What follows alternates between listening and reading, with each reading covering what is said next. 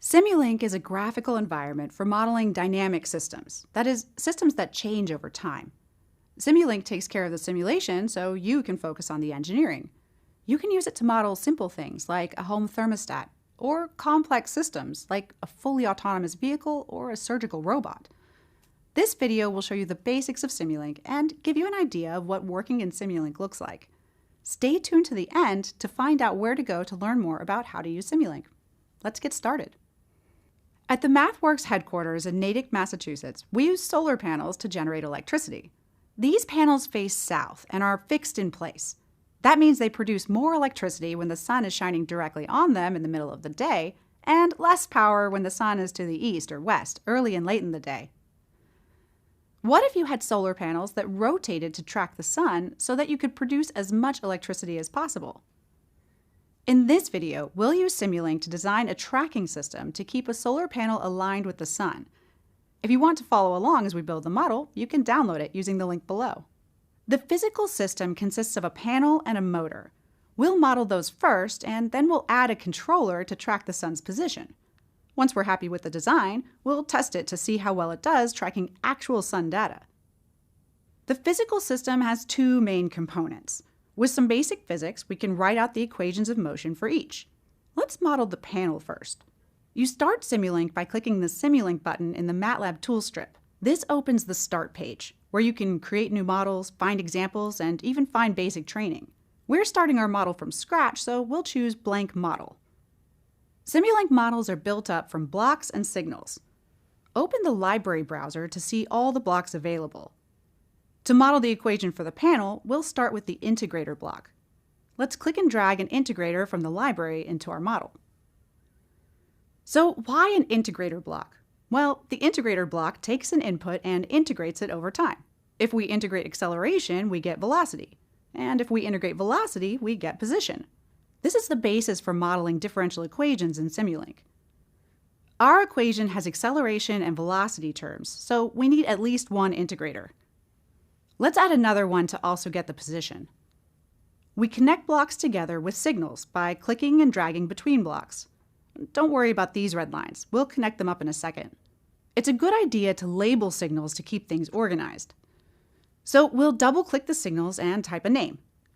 Let's name this one theta ... for acceleration, then theta ... for velocity, and theta for the position of the panel. Next, let's model the right-hand side of this equation. First, the torque term.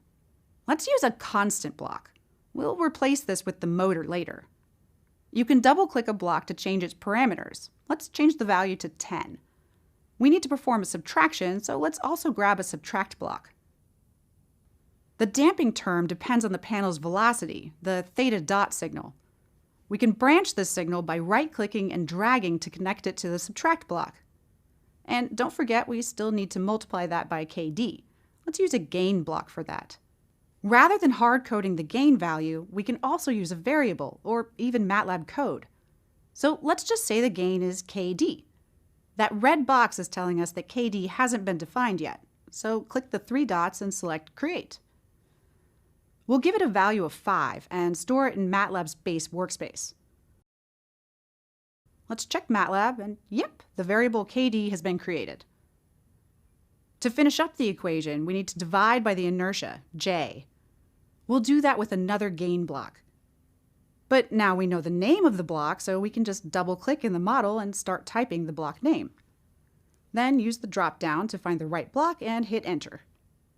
We'll set the gain to 1 over j, and again, let's define the variable j in the base workspace with a value of 8.6. Let's add an annotation to show the equation being modeled. So when we come back to it later, we'll easily know what the equation is. Well, that should be all we need to model the panel, but to check if everything is working correctly, we'll want to visualize some signals. Simulink has a bunch of visualization tools. For a quick check of a signal, the easy option is to use a scope block and connect it to the signal we want to view. Let's add a second scope to see the velocity signal. Okay, now we're ready to simulate the model. We can set the simulation stop time in the Simulation tab, but we'll leave it as 10 for now. To run the simulation, just click the Run button. The simulation finished, but what you didn't see was that Simulink numerically solved the differential equation through time. Double-click on a scope to check out what happened. In the position scope, we see the panel's angular position is increasing. In the velocity scope, the velocity starts from 0 and levels off. So with a constant torque, the panel starts turning and then settles to rotating at a fixed rate. Well, that makes sense. Let's do a quick sanity check and see what happens if we switch the sign of the torque. We can edit the constant value directly on the block, rerun, and that looks good. We see the panel now spins in the opposite direction. Now that we have the panel model working, let's group those blocks together to keep things organized. Just select the blocks you want to include. We'll leave the constant block and the scopes out for now. And then click Create Subsystem in the Modeling tab. Now all those blocks are contained within this subsystem. Let's name it Panel. You can double-click to see the subsystem contents. These oval-shaped blocks are in ports and out ports. That's the data going in and out of the subsystem. Let's adjust the port names. Go back up to the top level, and there are the port names we just entered. Okay, we still need a motor. Remember that motor equation? Well, we can follow the exact same process to model it. And we've got our motor. We'll supply a voltage to the motor to generate a torque and move the panel. Let's check what happens. We can see that the panel spins when a voltage is applied to the motor, so everything looks good so far. Okay, we've modeled the panel and the motor. Now we need a controller to set the correct voltage so that the panel tracks the sun. From our model, we know where the panel is pointing, and let's say the sun is over here. We want the panel pointing at the sun, so the difference is the error. We'll add a controller that applies a voltage to the motor to make that error as small as possible.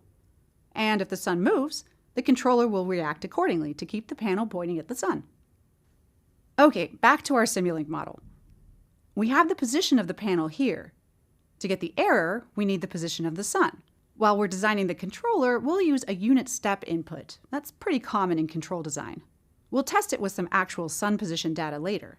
Now to calculate the error. We'll use a sum block. It's already got this nice circular shape common in control schematics. We just need to change the second port to be a minus instead of a plus. Next, we need a controller.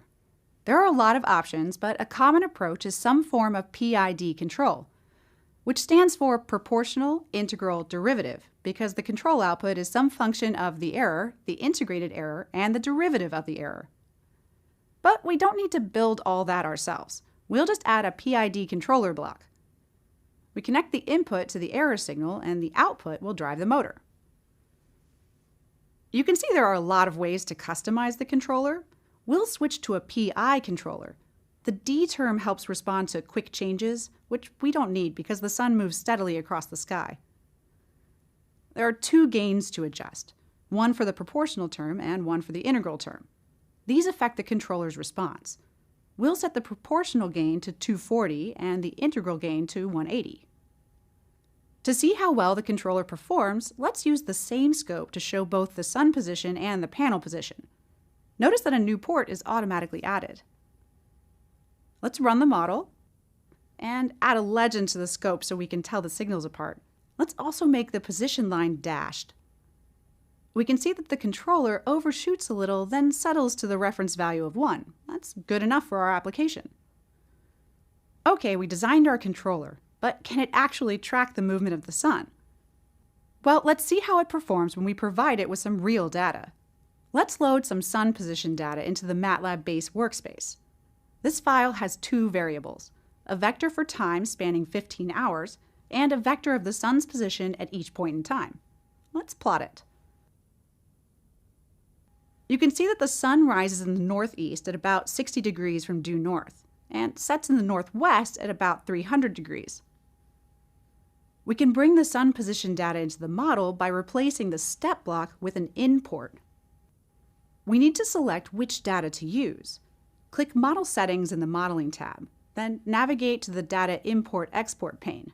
There are a lot of settings in here. If you're ever unsure about anything, just right-click and select What's this? This input option is what we need. When specifying input data, the first column should always be time. After that, you can add a column vector for each import in your model. Since we now have 15 hours of data, we'll change the simulation stop time. Let's run the model, and we can see it's tracking the sun's position quite well.